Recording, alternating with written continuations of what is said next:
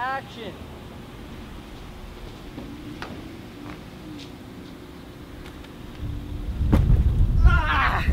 You okay?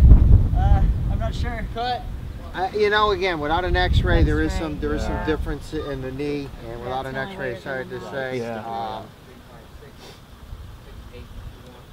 Dislocation, that'd be tough, but usually it's extremely painful. But there is a difference. So could it just be swelling then, or? No, that's the bone.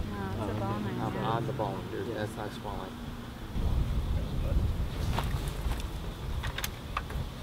Ready? 1, 2, 3. See you guys later. You're awesome today. Let's go, guys.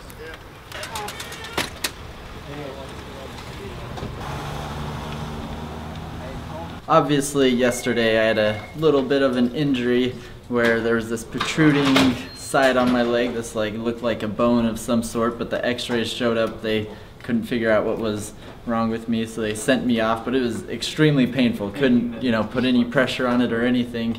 So this morning, it's getting ready to do our shots today, where we're going to be doing our little cheating shots to make it look like I'm running and doing stuff. As I was getting ready, I had my foot up tying my shoe, and I was talking to my friend Chris, and then all of a sudden, just loud shriek came from me because there's a huge, sharp, excruciating pain in my knee, and I was like, he comes and he's like, what just happened? And so I was like, I don't know, it's just this really sharp pain. So I checked it out, and that protrusion was completely gone. So whatever had come out of place just got knocked back in, and I actually was able to start walking on it again. It's still in a lot of pain, but it feels a lot better than it did before. So it was definitely a miracle for that to happen. That means I'm getting around a little bit better. I'm gonna heal faster. So we'll just see what we can get done today while we go out and keep filming.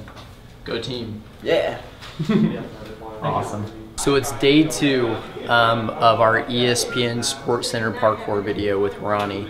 And if you look over here, well, I guess you can't really tell, which is what we're hoping for.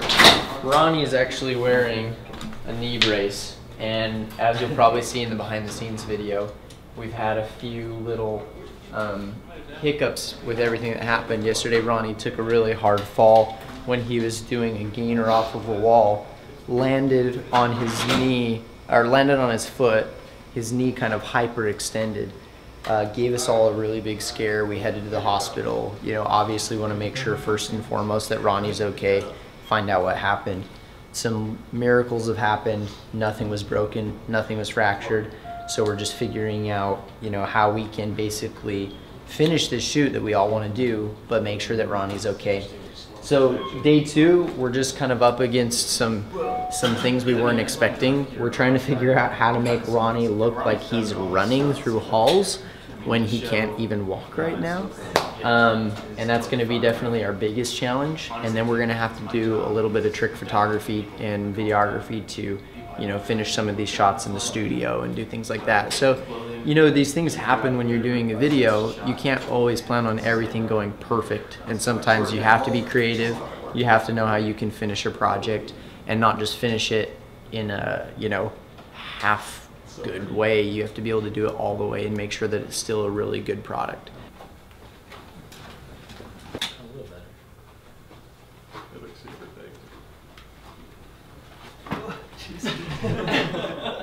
And cut. That's it. Yeah. And cut. Right when you see that doorway. Look at that even though. Yeah, that's what I mean. Until the end when you start falling. Yeah, actually, right. It actually, you can believe it. The arms and the bob. Yep. Good job.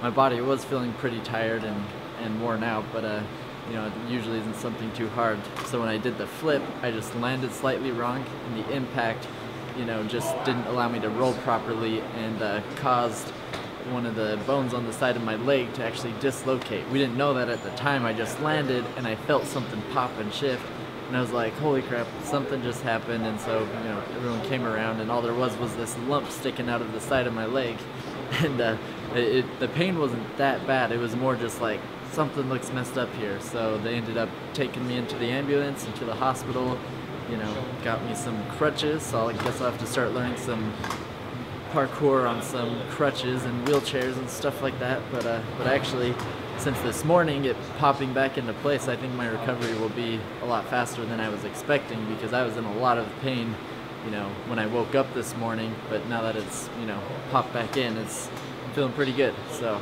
excited to see where things go from here.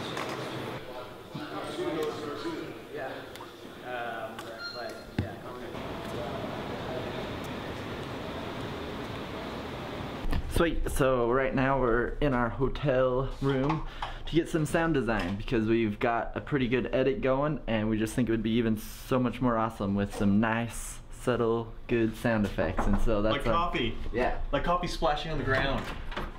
Hey, come on in, Kyle. Kyle, we need Kyle on the shot. Okay. Kyle, come on in. Kyle, we need you in the shot. Yeah. Kyle. For what? We need you in the shot. It's Kyle. Kyle's our Is that a good shirt?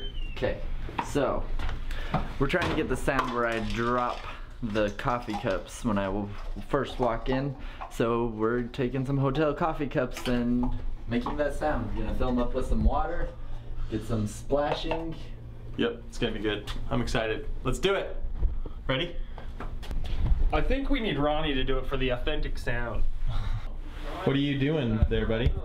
I'm doing yoga cleaning. Yoga cleaning? Water and cleaning, so I'm being extra productive cleaning, getting exercise. Your middle name is Efficient, Ronnie.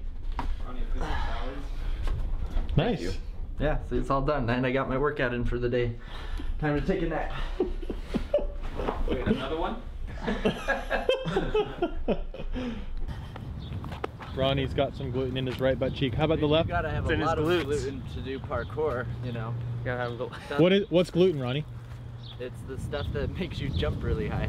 it's the stuff that makes up your glutes. Yeah, and that's what makes you jump good. Yeah. And do big drops. That's science. So it's essential for parkour. yeah. So if you want to be a parkour athlete, you gotta eat a lot of high gluten foods. Are you being serious? Absolutely. It's science. So wait, should you be fat then? Like starting out, if you want to learn parkour?